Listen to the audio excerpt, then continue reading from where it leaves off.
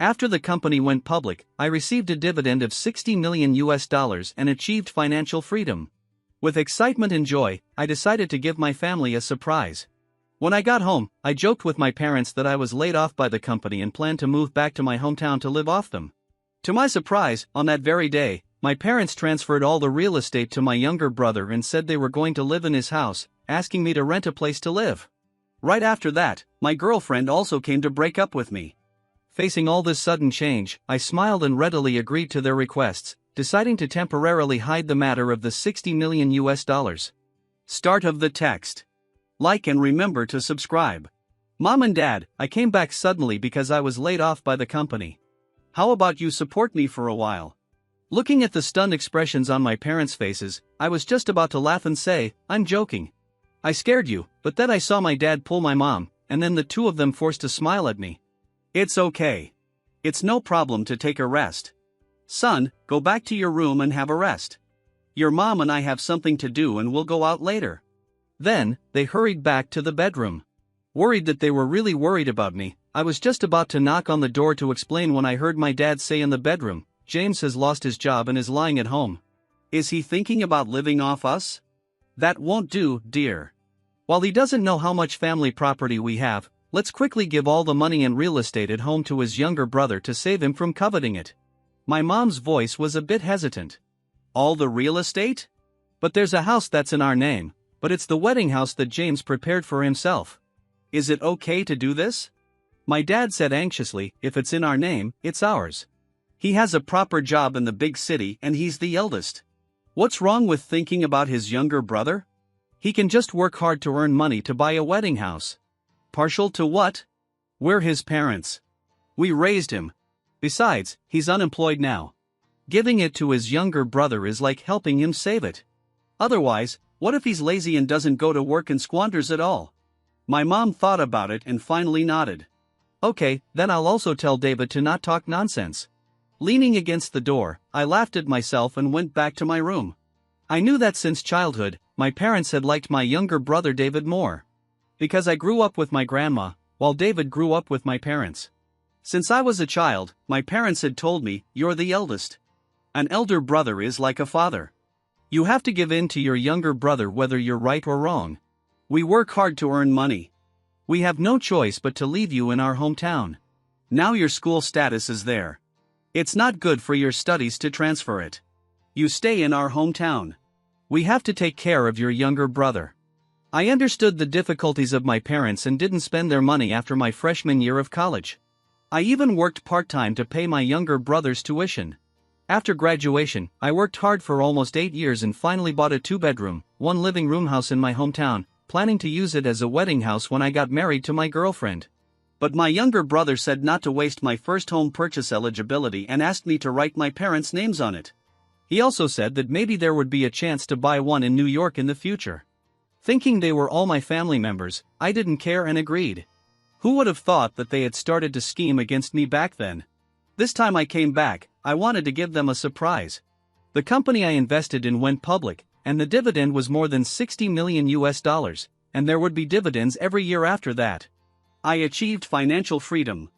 I was thinking about going home to discuss with my parents about buying a villa, giving my younger brother a few shops and buying a car for him, leaving a few million for each of them for retirement, and taking the whole family on a trip. How wonderful it would be. So, originally I just wanted to play a joke, first saying that I would live off them to scare them, and then tell them that our family had become prosperous. Unexpectedly, it was me who was shocked. However, although I was very surprised to hear what my parents said, I believed that David wouldn't act like this. I had given him all the good things first since I was a child. He was basically raised by me, and our relationship was so good. He definitely wouldn't agree with our parents' selfish behavior. Not long after, my parents said to me with concern, "Son, it's okay. You've been working hard for so many years. Now that you're home, have a good rest. Your dad and I are going out to do something. If you want to eat something tonight, you can send a WeChat message to Mom." If I hadn't heard their previous conversation, I really wouldn't have thought that such caring parents would be scheming against me everywhere. Just then, my mom's phone rang, and I heard my younger brother's voice on the other end. "Mom, what's the rush? Why do you want me to go to the real estate bureau?" I only heard my mom hurriedly take the phone and walk to the side, saying, "Just go if I tell you to." My dad stepped aside to block me and smiled at me, saying, "You have a rest first. We're leaving." I smiled and didn't say anything. Then, without them noticing, I quietly followed them. Sure enough, I saw them stop my younger brother on the side of the road. I secretly walked to the corner to eavesdrop and saw that they told my younger brother the same things again. After hearing this, my younger brother frowned tightly and said, "Mom and Dad, this won't do. How can you treat big brother like this?" My mom quickly pulled my younger brother's sleeve and said, "Oh, David, your brother doesn't work now and will lie at home. Who knows how long he will rest? What if he spends all his savings and then asks us to pay to support him? What will you use to buy a house and marry a wife in the future?" My dad nodded and said, "That's right. There are so many young people living off their parents these days. We have to be careful. And what's wrong with this? It's our stuff. The house is also in our name. We can give it to whoever we want. It's better to give it to you than let him waste it." My mom spoke again to persuade him, "Your brother can make money in New York. When he knows that there's nothing left at home, he'll go back and start working hard again in a few days. We don't need to worry." My younger brother still looked hesitant. "But big brother's girlfriend. We've met her. Didn't they say they were going to get married? At least his house should be used as a wedding house. Is it okay for you to transfer it to me?" "Oh, the wedding house and such. Now that your brother has lost his job, no woman would want to be with him. You're different. If you have no money and no house in the village, wouldn't it be even harder to find a wife and live a life? But what if big brother finds out?" My dad paused and then snorted coldly. "So what if he finds out? After all, we're his parents. Over the years, your brother has been very filial to us and obeys us. It's natural for children to be filial to their parents. Your brother will understand our good intentions when he finds out and won't blame us. This is also to urge him to develop well." My mom also said, "That's right. How can young people rest? Your brother doesn't think about how hard we worked outside because of his schooling. If he finds out, so what? Can he quarrel with us? Then he would be an ungrateful person." Speaking of this, my dad became even angrier. "Really, if it weren't for your grandpa forcing me back then, your brother should have dropped out of school long ago.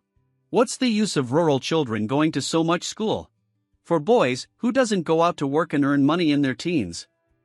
If it weren't for your grandpa's bad temper, maybe your brother would have become prosperous long ago. Yes, rural children should be independent early. Oh, those years we were so tired outside." My mom looked at the time and quickly said, "David, let's go. Hurry up and transfer the house. Don't say anything stupid when you come back and see your brother." I watched my younger brother's lips open and close silently, and finally he nodded and said, "Okay, I see. But this is your idea. My brother may just come back to rest. If he makes money in New York in the future, I'm still waiting for him to buy me a car. Don't let him hold a grudge against me." "Oh, need you say that? We've already thought about it." I watched this family walk away laughing happily. Leaning against the wall, I covered my eyes with one hand and slowly laughed bitterly. The moment I got the money, my first thought was to go home and tell them that we could live a good life. I wanted to share this happiness with them. I thought we were a family. But what about them? They had never regarded me as a family member. Only David was the child of the family. What was I? I was just a tool for them to suck blood. When there was nothing wrong, they would say a few nice words to coax me, and everything would be fine. Since high school, I haven't spent a penny of my family's money. I went to school during the day and worked as a waiter at night for fear that they would be under too much pressure and too tired. I wore the shabby clothes and ill-fitting shoes given by others every day, while David couldn't even wear out all his new clothes. They asked me to understand, saying that David grew up in the city and was used to extravagance, and that as the elder brother, I should give in to him and spoil him. I listened and did as they said. I thought that as the elder brother, I should be sensible. So my parents didn't care about me because I was independent enough. Who would have thought that they simply didn't want to waste time on me? Originally, I said that resigning and living off my parents was just a joke, but this joke made me recognize the reality that I had been reluctant to admit for many years. However, it's not too late to recognize it now. At least the money is still in my hands. In the evening, the whole family was sitting at the dinner table, and they were exchanging glances. Then my mom spoke first. James, you've worked hard outside for so many years. I know you came home to rest, but the situation at home is really bad. I lowered my eyes and ate without saying anything. At this moment, my dad coughed and also said, we did some business before, but unexpectedly, we lost all the money. The house, someone is also going to take it away. James, your mom and I have no money left. We can only live in the house your younger brother rented. But after all, that place is too small.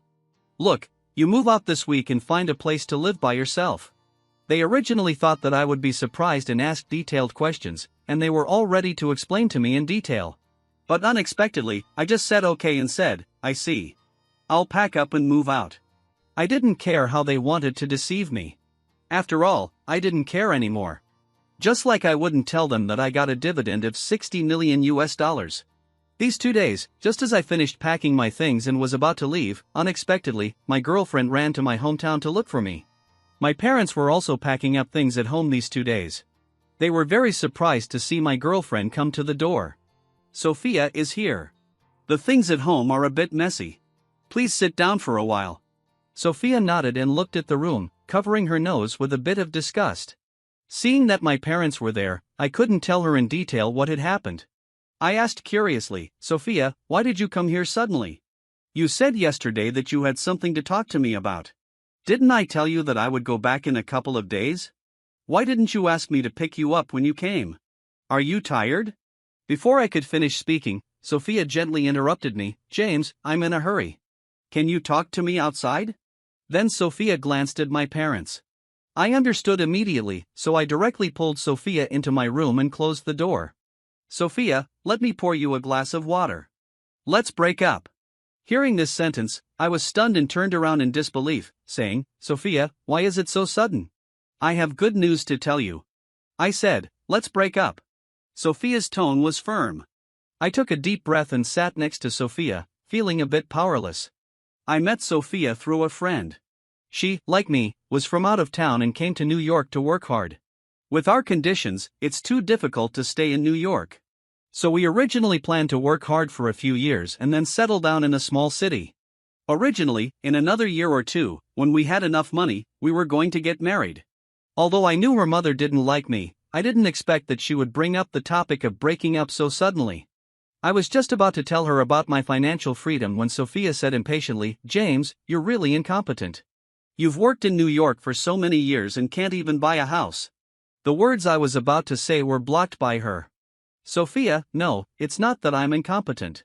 A house in New York costs 20 million. How can an ordinary worker afford it? Sophia, you're also from out of town and working hard in New York. You should understand. Sophia sneered. Don't make excuses for your incompetence. Well, I don't want to waste any more words on you. I came here just to break up with you completely. I won't beat around the bush. James, my mom found me a partner. I feel he's quite suitable. He's a native of New York, and I'm going to marry him. Marry him? Thinking about Sophia always making excuses of working overtime before, I seemed to realize something and couldn't help but laugh bitterly. Sophia, is it just because of money? What if I have money? What if I also have money? Sophia turned to look at me and remained silent. Looking directly into Sophia's eyes at this moment, I realized that she was no longer the girl she used to be. There was no longer any love in her eyes when she looked at me, only boredom and impatience. James, be realistic. Your love is really cheap compared to money. It's nothing. And even if you have money, how much can you have? You can't afford a house in New York in your life. There's no difference between you and those migrant workers. James, don't blame me. Blame yourself. One should be realistic. Listening to her say these words one by one, I really felt that my life was like a ridiculous farce. I slowly grinned and said, okay, break up, as you wish. I hope you never regret it. Wish you happiness. Sophia looked at me and sighed softly, saying, James, I will be happy. Don't say angry words. Be more realistic in the future. Don't believe whatever others say. Originally, I heard that you had a good job and thought you had a chance to stay in New York. I was naive. Your monthly salary is not enough even if you work to death. But I don't owe you anything. Although you were good to me, after all, I have accompanied you for a long time. I lowered my head and didn't say anything more to her. Seeing this, Sophia left directly. At this moment, I suddenly felt that maybe it wasn't me who was unfortunate, but them. Now I had everything they wanted, but these people showed their true colors when everything was within reach. God also knew that they didn't deserve all this. My parents saw that Sophia left without even saying hello and their faces instantly turned ugly. What kind of person is she? She has no manners at all. She doesn't even cook us a meal. She acts as if she didn't see us. James, such a woman can't be married. Do you hear me? Marrying her would be a misfortune to the family. Can't marry her. We broke up. I said coldly. My parents looked at each other when they heard what I said. Ah, look at you. Women dislike you when you're out of work. Well, you should go back to New York and find a job as soon as possible. We still need to retire in the future. Your younger brother also wants a car. If you don't work hard to go back and struggle, do you want us to live a hard life in our old age? I didn't want to say anything more to them and directly nodded, saying, I'll go back to New York after packing my luggage. My parents saw this and nodded happily. That's right. What are you doing staying in your hometown when you're young? It's good to go out. It's good to go out. Hearing this, I almost sneered. They didn't say that to my younger brother back then. At that time, they said, what are you going out for? Stay at home. We'll work and prepare a car and a house for you. Your elder brother will also give you money every month, right? And I really gave him a lot of money every month, more or less. Thinking of this, I coldly curled my lips and said, don't worry. If you can get a penny from me in the future, I'm not a human being. After returning to New York, I handed over all the company's affairs and directly resigned. The company wanted to keep me, so they proposed to sign a part-time agreement with me, asking me to help out occasionally, and I agreed. A group of us who had achieved financial freedom had a lively meal together. Then, since we felt there was nothing much to do while being idle, someone suggested starting a company and doing some small business. After all, we could afford to lose money. I didn't mind either, so I agreed to invest. That day, I had a really good chat with them. However, when I got home, I found that my house had been robbed. The entire room was emptied, and not even the curtains were left. I instantly sobered up and called the police directly. Soon, through the property management's surveillance video, the police found out that Sophia had emptied everything, not even leaving a thermos. I was so angry that I almost laughed. I directly asked the landlord to handle the matter by reporting it to the police. The next day, I was sleeping in the hotel when Sophia called me like crazy. I picked up the phone in a daze and said, "Who is it?" "James, are you crazy for money? How could you call the police?" Her shrill scream made me frown. I moved the phone away a bit, looked at the screen, and sneered. "Sophia, I wonder if you have a brain. These things belong to the landlord. You stole them just like that, and you don't allow me to call the police?" Sophia roared like a mad person on the other end. "What landlords? They're all mine. I made a list for you, and you bought and replaced them. I broke up with you. What's wrong with me taking my things? Why did you call the police? Cancel it right away, or I won't let you go." I was speechless at her way of thinking. I said slowly, "Oh, then go tell the police uncle. Let's see if the police uncle recognizes your idiotic statement." I sneered, directly blocked her, and then deleted all the content related to Sophia. These days, I went to the hospital for a full body check-up and found several polyps in my intestine. Looking at the examination report, I suddenly had an idea. A month later, I directly went to the house my younger brother rented. My parents, because they still wanted me to pay for a car, were actually living in the small shabby house my younger brother rented. They really could endure it. After I went there, I started crying without saying anything else. "Mom and Dad, I'm sick. That's why the company fired me. I was afraid you'd worry, so I didn't tell you the truth." The muscles on my parents' faces suddenly twitched uncontrollably, and then they forced a dry laugh and said, "James, don't joke around. You look so healthy." With a sad expression, I choked and said in a low voice, I was diagnosed with intestinal cancer during this year's physical examination. But it's not in the advanced stage yet. Fortunately, it was discovered in time. Mom and Dad, I know there isn't much money at home now, and you've had a hard time. But, didn't I have a house before? It's worth more than $300,000. The doctor said that with more than $300,000, my condition can be controlled. After that, I looked at them with full expectation. Mom and Dad, consider it a loan from me. Doesn't my younger brother have a job? He must have some savings. Save me, please save me. My dad panicked when he heard this and stammered, we don't have the money. Your younger brother. Let's think, James. Don't worry. Don't worry. Mom and Dad will definitely help you. They asked me to sit on the sofa and wait for a while, then said they needed to calculate how much money they had. I watched them enter the room, sneered, and walked to the balcony window to listen quietly. Sure enough, the two of them started calculating. My mom said, "What did James say?" "Cancer. It's cancer.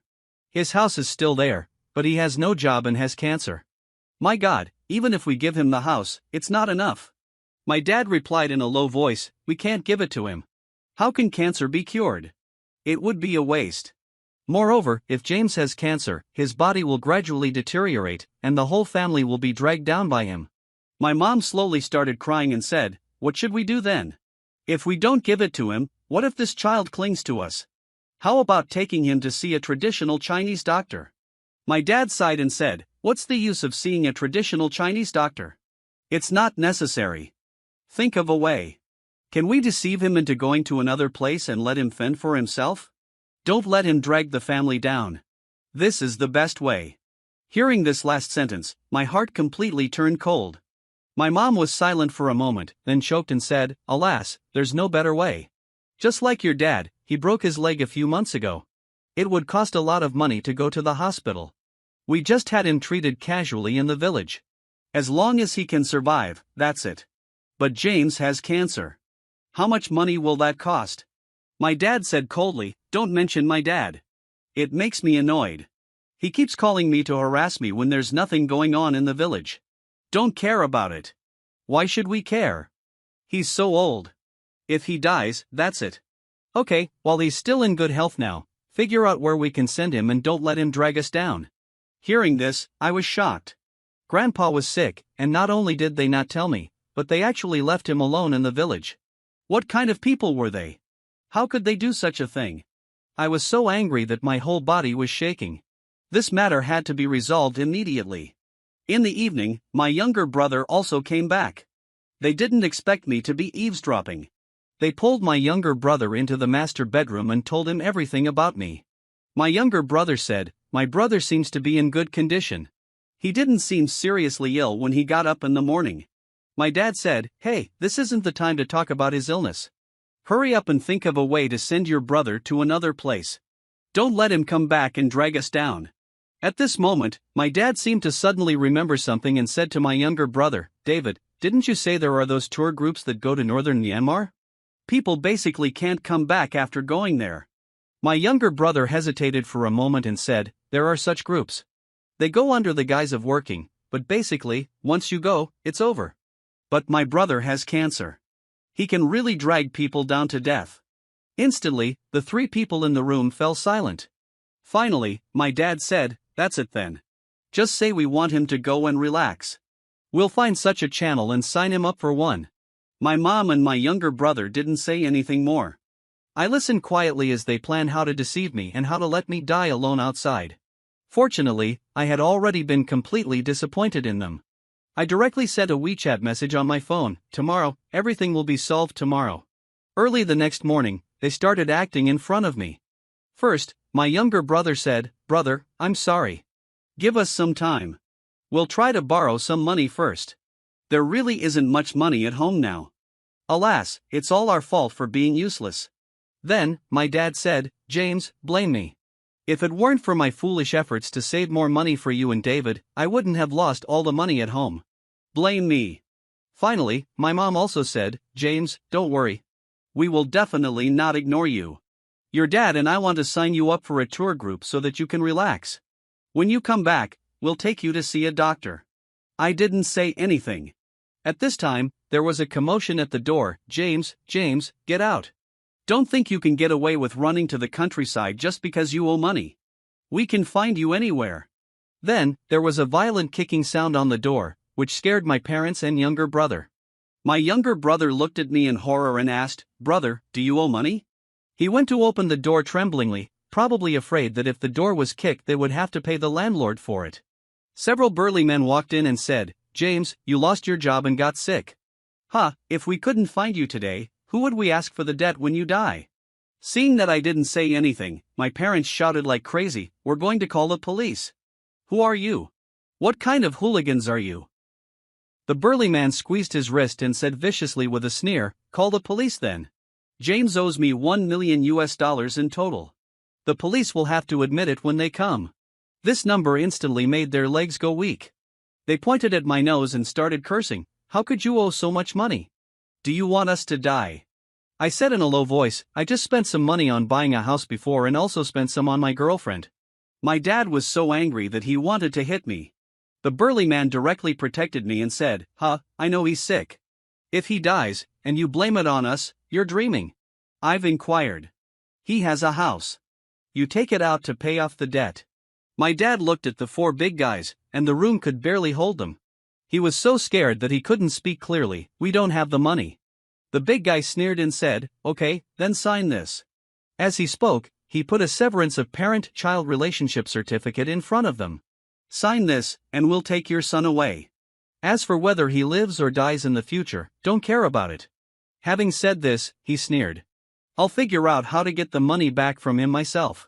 My parents and younger brother, upon hearing this, immediately signed their names at an extremely fast speed. Judging from their expressions, it seemed like they thought this was a good thing. After they signed, they immediately handed the certificate to the leader. "Take him away. We have nothing to do with him, nothing at all." The burly man gritted his teeth and said viciously, "I've never seen such people like you." Fine, I'll take him away." I didn't look back and left with them in big steps.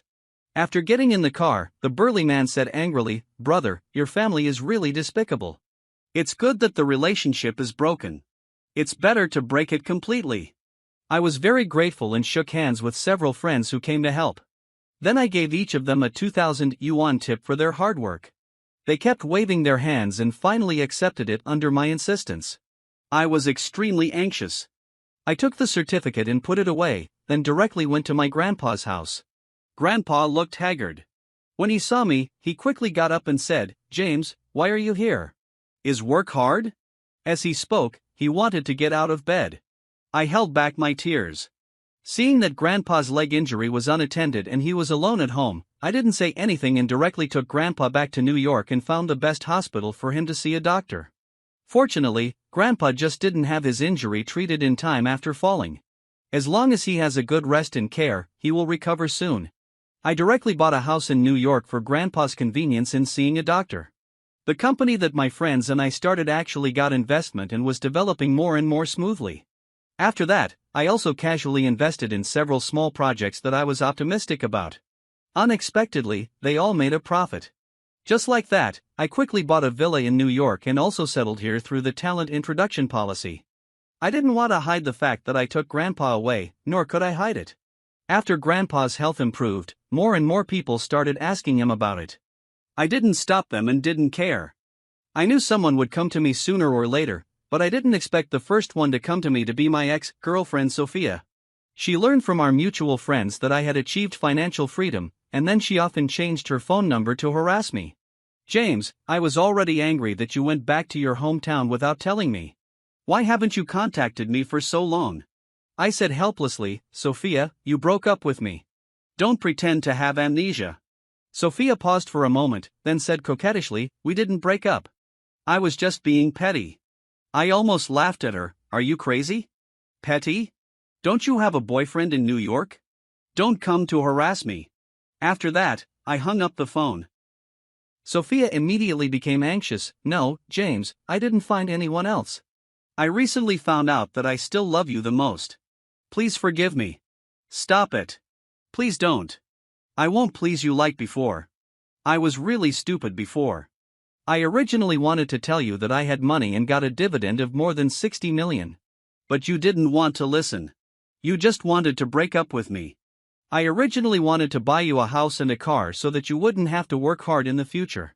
But you didn't want to live such a life. Now what are you coming back to pester me for?" Hearing this, Sophia burst into tears. "James, I was wrong. I was really wrong. That man, he gambles and beats me. James, please save me, save me." "You deserve it. A scumbag matches a slut. You two deserve to be together for a lifetime. A few days later, Sophia's mom actually called me. James, it's all my fault. Blame me. It was me who forced Sophia to be with that man. Please forgive Sophia. I replied indifferently, Auntie, I remember when I visited your house back then, you didn't say that. You said I was from a small place and not worthy of your Sophia. You even threw out the gifts I prepared. I still remember what your house looked like at that time. You said that if I couldn't save up $2 million, I wasn't allowed to come to propose marriage. Now that I have everything, it was Sophia who broke up with me in person.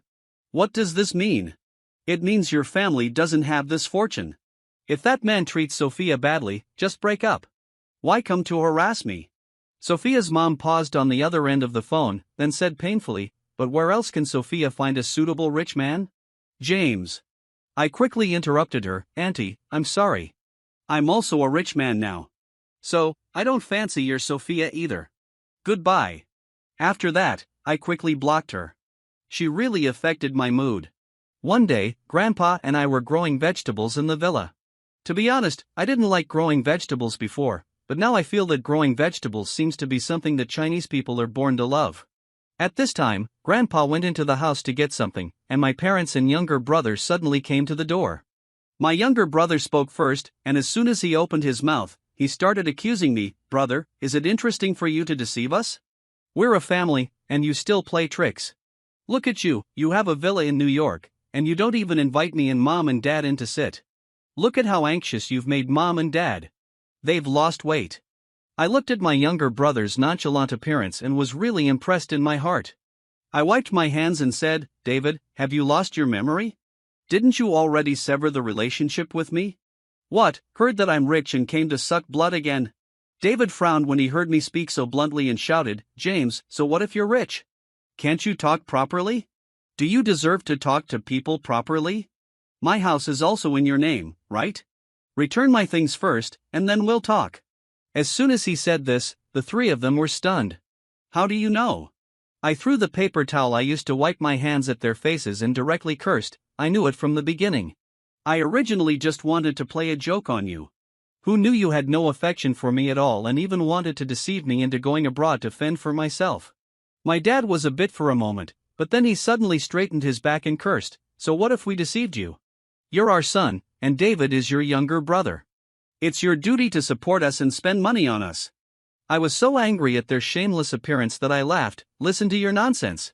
I won't give you a penny anymore. We have no relationship. If you don't leave, I'll call the police. My parents immediately started crying and howling at my door, my God, there's no justice. The eldest son is unfilial. He's rich but won't support us in our old age. He doesn't care about his parents. God will strike him with lightning. Unfilial son. I listened to their crying and howling, blocked my ears, and frowned, who are you two? I don't have parents. The severance of parent-child relationship certificate is still in my hand. Don't you have a son? Well, David, how could you make your parents cry like this? Unfilial son, ungrateful wretch, beast. My dad was so angry when he heard me say this that he wanted to hit me. I grabbed his hand directly. What? You want to hit me? Do you think you're worthy of hitting me? Grandpa fell and got hurt, but you guys ignored him and left him aside. I just made a joke, and you transferred my house to my younger brother right away, just because you were afraid I'd spend your money. When I said I was sick, you even wanted to trick me into going to northern Myanmar. Are you really fit to be parents? Aren't you afraid of retribution? Speaking of this, I laughed. You know, I was just trying to play a joke on you. People do things, and heaven watches. Even God thinks you don't deserve it. At that time, I was planning to buy you a villa, a mansion, a car, and give each of you millions of dollars for your retirement. Hearing the commotion, Grandpa also came out angrily, leaning on his walking stick. You beasts! Come here. I'm your father. Tell me what it means to be filial to parents. James has been relying on himself all these years. What about you? You're selfish and even tried to harm his life. The house he had was worth over $1 million, and giving it to you was already more than you deserved. What are you doing here again? How dare you talk to James about being filial? Come on, show me how you're filial. James spent hundreds of thousands of dollars on my medical treatment. Give the money back to James.